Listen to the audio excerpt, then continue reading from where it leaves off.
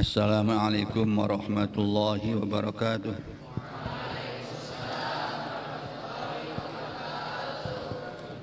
Alhamdulillahi rabbil alamin. Wassalatu wassalamu ala syafiina wa maulana sayyidina Muhammadin wa ala sahbihi amma ba'd.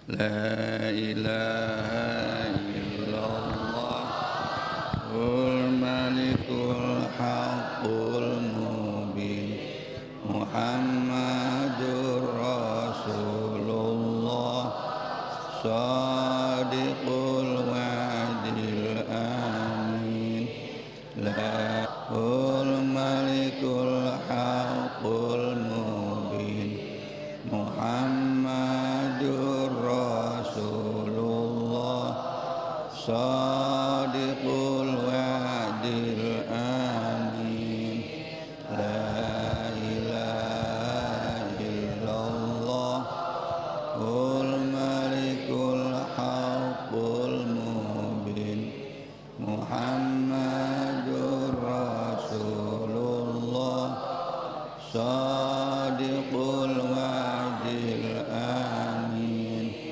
La ilaha illallah Wal malikul haqqul mubin Muhammadur Rasulullah Sadiqul wa'dil amin La ilaha illallah Wal malikul haqqul mubin Muhammadur Rasulullah Sadiqul wa'dil amin La ilaha illallah Wal malikul haqqul mubin Muhammadur Rasulullah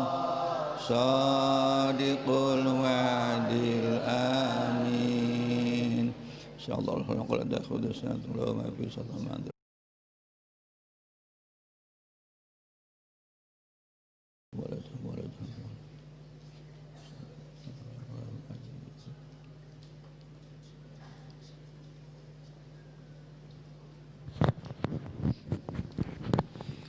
Ibtahu An-Nisa ayat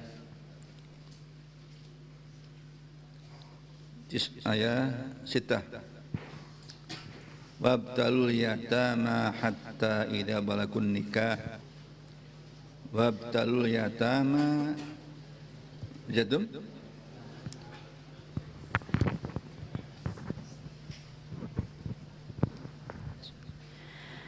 A'udzu billahi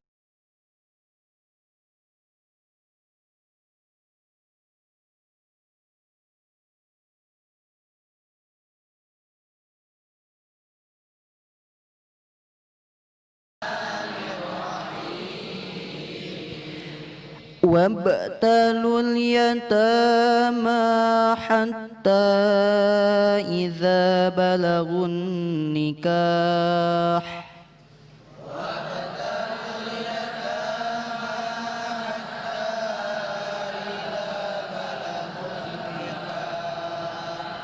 فإن آنستم منهم رشدا فادفعوا إليهم أموالهم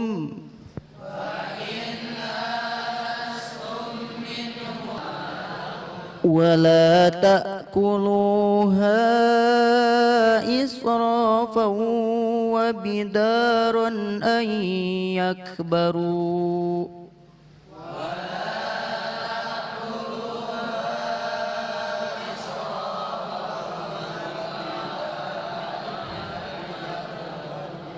ومن كان غنيا فليأكل بالمعروف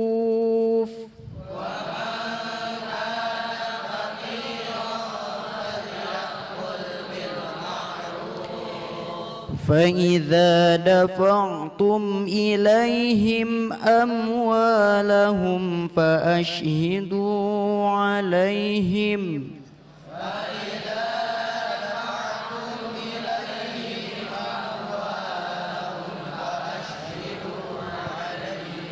وكفى بالله حسيبا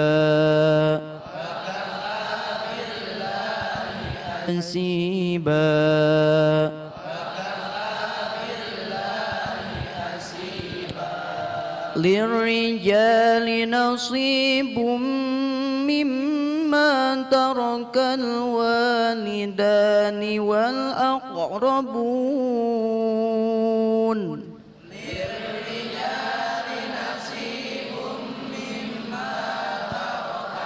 نصيب مما ترك الوالدان والأقربون مما قل منه أو كثر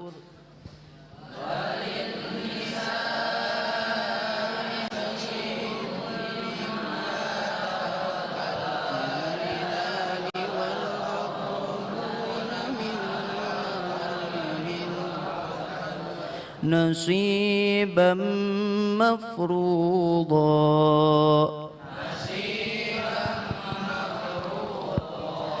وإذا حضر القسمة أولو القربى واليتامى والمساكين فارزقوهم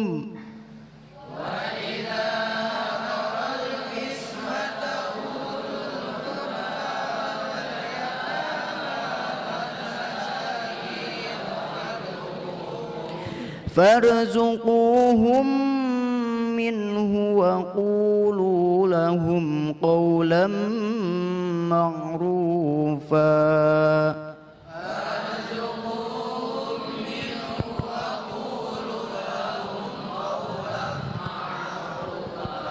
صدق الله العظيم.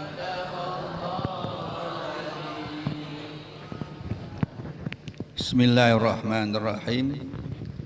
Wabtalu dan ujilah al-yatama kepada anak-anak yatim hatta idza balagu sehingga jika sampai yatama an nikaha kepada nikah bermakna khulm balik ya.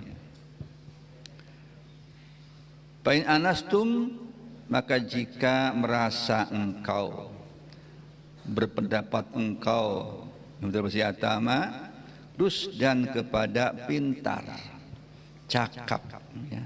Cakap dalam menggunakan harta, cakap dalam agamanya. Fadfa'u maka berikanlah ilmu kepada si amriyata kepada orang yang fakir, orang yang belum mampu. Bal yakul maka makalah sepaman bil ma'ruf dengan baik. Faidah ataupun kita memberikan engkau kepada orang-orang yatim ilaihim yatama amwalahum harta yatama fashidu maka membuat saksilah engkau kepada si yatama. Maka pada cukup sabab Allah apanya hasiban dat yang menghitung. Ayat ini masih ada lanjutan ayat sebelumnya tentang anak yatim. Ya. Yatim itu siapa? Anak yang ditinggal mati oleh orang tuanya, baik bapak atau dua-duanya. Itu nama yatim. Ya. Yatim itu sampai balik batasnya itu. Kalau sudah balik bukan yatim namanya, orang biasa. Jadi kalau sudah balik, silahkan yatim, silahkan kamu pakai. Ya itu secara definitif. Tapi walaupun sudah balik, tetap aja yatim orang begitu kan ya, nggak apa-apalah gitu ya. Dalam balaghah bi'tibari makana, ya melihat yang sudah ada. Asal yatim ya yatim terus sampai tua nggak apa-apa gitu. Namanya kebiasaan orang menyebut seperti itu ya. ketika dia sudah balik, kata Allah, uji dia. Bisa enggak mengolah hartanya? Bisa enggak mengolah uangnya yang warisan orang tuanya itu? Kan mungkin dia orang tuanya kaya kan, begitu meninggal dapat warisan dia kan? Nah itu. Maka itu warisan jangan dipegang dia. Dia masih mahjur dia ngatur hartanya. Buat bisnis bisa enggak? Pertanian bisa enggak dia nanam padi sebagainya? Nah, kalau bisa kasihkan hartanya. Apa itu namanya lembaga apa kek? Jangan mengeksploitasi anak yatim untuk cari keuntungan sendiri. Enggak waktu itu kan dalam apa namanya? Apa muafadah ya. Lesal yatimu manasalahu abun. Betul kan? Bukanlah anak yatim orang yang tidak ada bapaknya. Tapi al yatim man laisa lahu ilmun. Bahwa itu orang yang nggak punya ilmu dan tidak punya tata krama. Itu yatim betul, ya. Jadi kalau anak yatim yang sebenarnya itu bukan berarti bapaknya nggak ada atau ibu nggak ada, itu kan yatim secara definitif.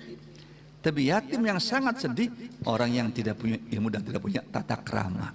Itu yang lebih harus kita sayangi. Untuk itu maka anak yatim kamu harus sabar, tabah. Allah perhatian sama kalian. Wa kabul yatim hakada. Aku ini sama orang yang ngurus anak yatim seperti ini nanti di surga. Berdampingan, bersejajar.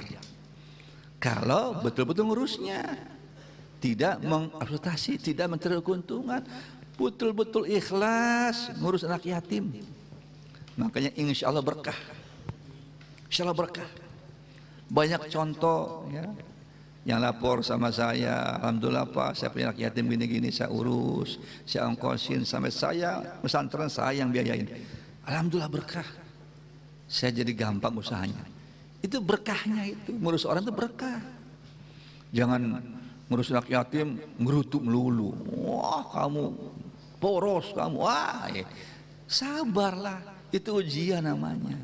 Gitu, harus sabar, harus tabannya nggak ada, ya kakaknya nggak ada, uaknya nggak ada. Siapa yang ngurus begitu? Orang lain, apalagi orang lain. Maka kalau nggak ada orang tuanya, bapaknya nggak ada, kakeknya ada nggak? Kakeknya nggak ada, pamannya, uaknya ada, sepupunya yang dekat dulu. Jangan sama orang lain dulu.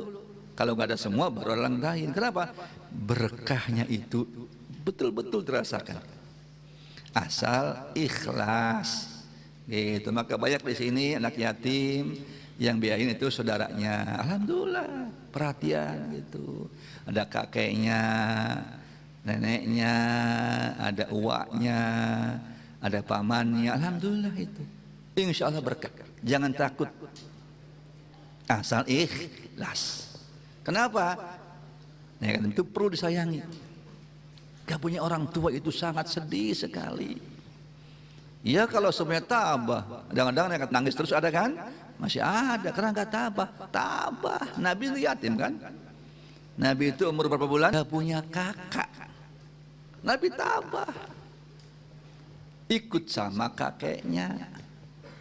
Kakeknya meninggal lagi, ya kan? Ikut pamannya. Sebagai benteng itu pamannya. Itu jangan. Harus tabah, insya Allah berkah. Itu. Untuk itu maka kau tidak. Bagi apa artinya? Mendapatkan kelebihan daripada kasih sayang Allah Subhanahu wa ta'ala. Yakin itu, ya. Dari jalan sima tarokal wa naqrubuna. Ya. Ayat ini turun ya ketika di zaman jahiliyah. Itu yang mendapatkan warisan itu hanya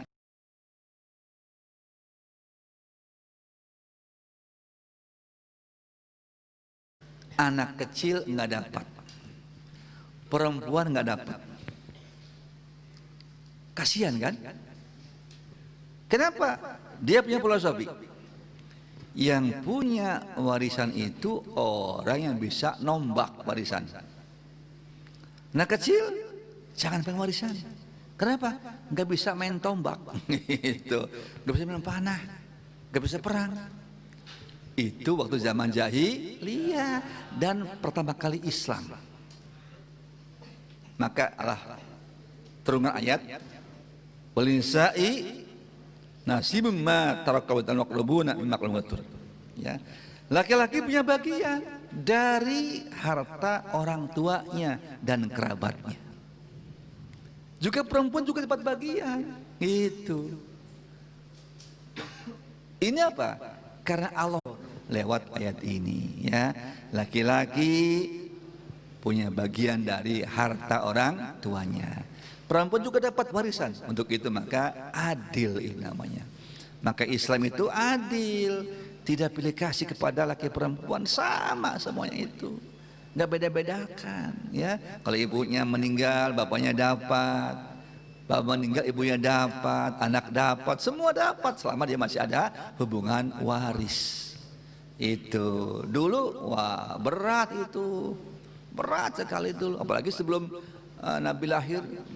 Ya, orang meninggal itu kalau hartanya banyak, wah dikerumunin sama orang-orang yang jahat-jahat itu untuk mengambil harta peninggalannya. Itu. Ya, kalau yang nggak kuat fisiknya, nggak kuat badannya, ya habis dia. Kasihan kan? Makanya perempuan, anak-anak, udahlah diabaikan. Ya, gitu. Udah kamu nggak usah minta warisan. Itu kan orang lemah gitu. Ya, bahaya ini. Ya. Wa idza hadarul qismatul qurba wa tamaskunu farzuquhum minhu. Nah ini terusnya ya.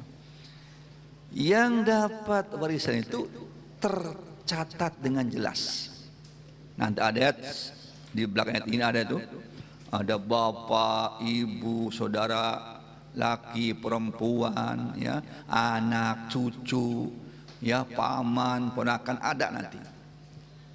Tetapi Allah katakan kalau kebetulan ada pembagian warisan, ada orang yang berhak warisan datang, kasih. Itu. Jangan dibiarkan, kasih sewajarnya, bukan bagian yang pasti hanya sebagai sedekah. Farjukuhum itu minhu wa qulu qaulan sadida.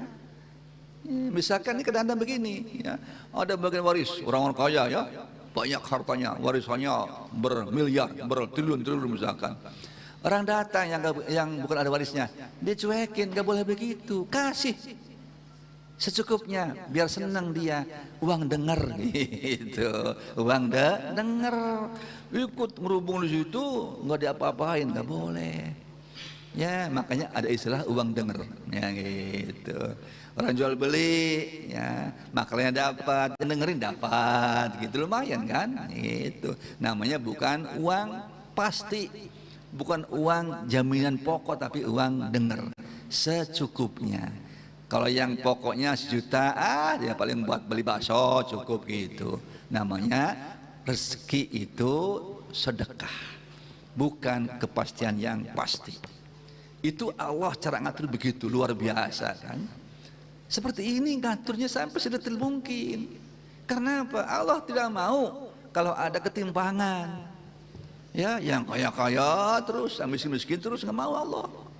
Walaupun dia dapat warisan, oke lah, tapi yang nggak dapat warisan kasih sebagai tanda kasih sayang atau uang kerahiman gitu. Yang ABC ahli warisnya 1 miliar, 1 miliar. Yang ini yang miskin tetangga yang dekat kasihlah 1 juta, 2 juta, kan lumayan kan? Biar senang mereka itu. Itu namanya uang sayang, uang kerahiman. Itu Allah ngatur sampai sedetil itu, coba bayangkan. Kenapa? Allah kasihan. Jangan sampai ada ketimpangan. Anak miskin, ya, anak fakir, orang dapat uang banyak dia menggigit jari aja gitu, nggak ada. Jangan sampai itu, tersinggung dia hatinya, terenyuh hatinya, maka kasihlah secukupnya, biar senang. Itu artinya begitu, ya. Kemudian wal yakhshal ladzina law taraku min khalfihim dzurriyyatan dhi'afan khafu alaihim. Nah ini. Ayat ini turun ya. Nabi ketika menjenguk sahabat namanya Sa'ad bin Abi Waqqas, satu orang yang pasti surga ini. Namanya Sa'ad bin Abi Waqqas. Ya. Dia tanya keadaannya bagaimana, ya. Langsung dia sampai Nabi, ya Rasul, kata dia, saya punya harta, saya cuma punya satu perempuan, kata Sa'ad bin Abi Waqqas itu. Apa boleh aku sedekah dengan 2/3 harta itu? Kata Sa'ad itu. Berapa? 2/3 harta. Boleh enggak? Kata Nabi, lah, jangan. Sa'ad penasaran. Setengahnya? Boleh enggak? Lah, jangan. Sa'ad penasaran. Sepertiganya? Kata Nabi, 1/3 itu banyak. Gitu. Apa artinya? Hanya boleh 1/3 untuk sedekah untuk orang lain. Terus yang lebihnya untuk apa? Untuk anak sendiri, untuk keluarganya. Itu. Nah, langsung turun ayat ini. Wal yakhshal ladzina law taraku min khaimin biatan bi'afan khafu alaihim. Orang-orang agar takut kalau dia meninggalkan keturunan yang lemah-lemah, yang mengkhawatirkan, takut. Apa artinya? Agar punya anak cucu yang cukup-cukup hartanya, jangan saya miskin.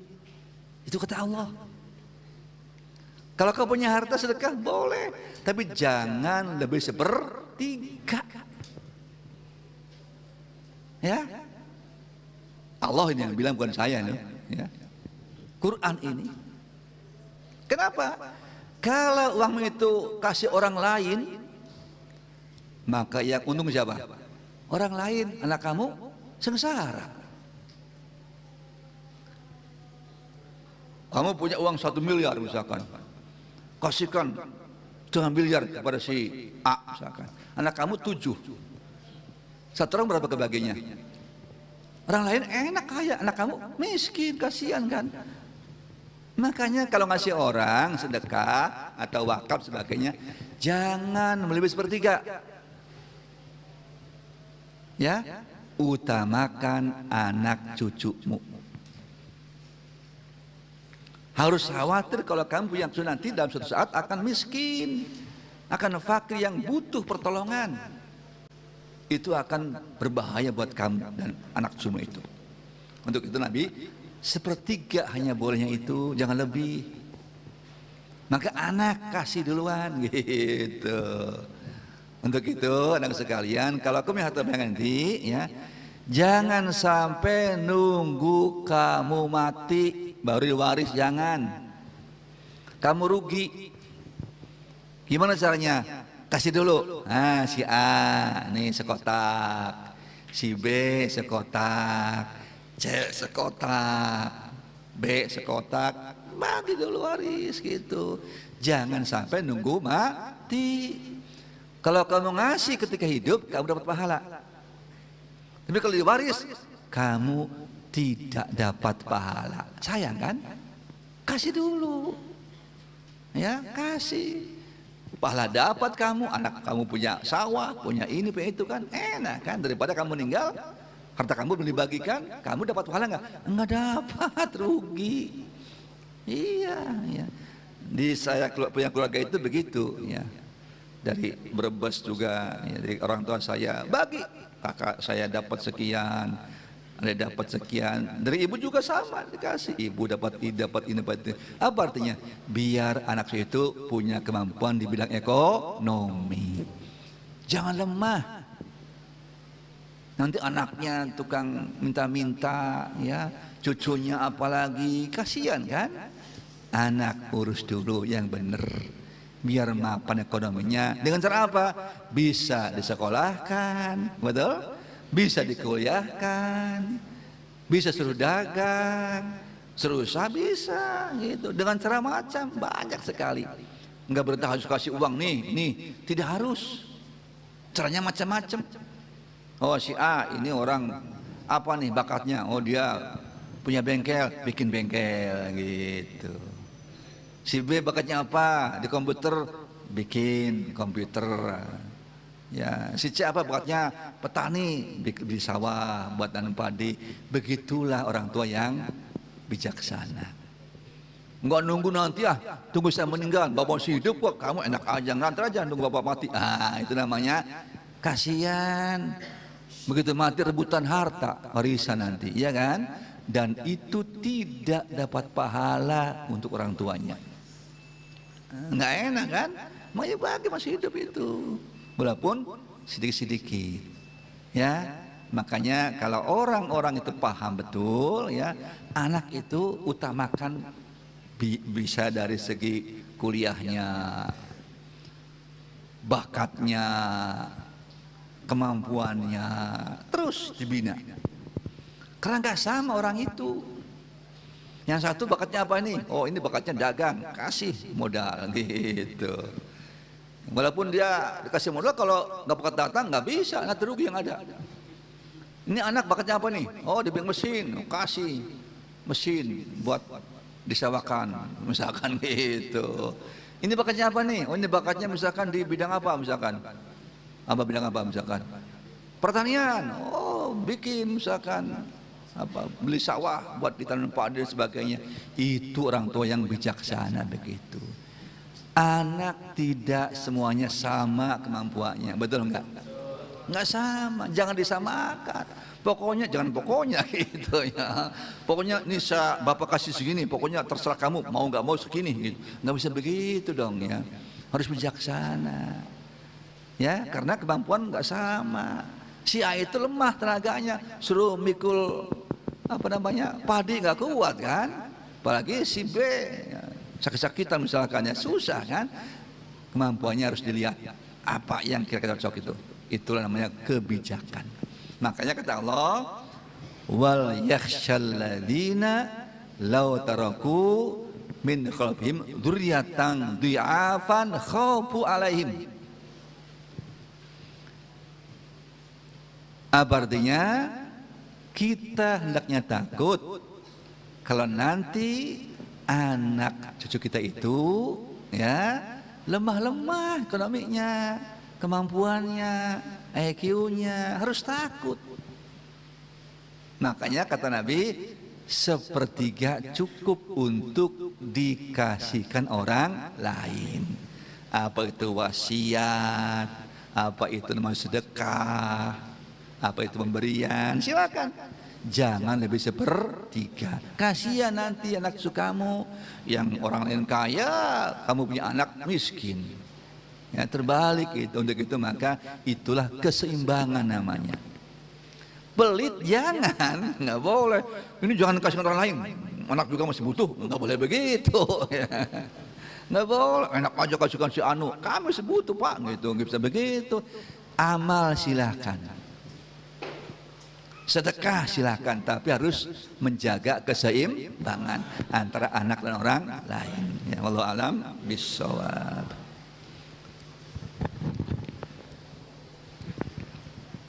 Nah sekalian, alhamdulillah sekarang kita sudah masuk minggu kedua bulan November. Ya. Saya tidak habis memberikan nasihat kepada anak-anak, khususnya kelas 6. Ya, kelas 6 dengarkan ya. Kamu di sini itu bukan menghitung tahun, menghitung bulan. Ya, ingat Desember, Januari, Februari, Maret, April, Mei. Juni udah hafal nanti. Maka tolong jangan ngumbar nafsu. Ya. Tahanlah nafsunya itu. Ingin itu, ingin ini tahan. Tahan, kekang dulu. Nanti setengah tahun lagi kamu bebas nanti. Kamu kuliah bisa kemana nanti. Sekarang tolong tahan.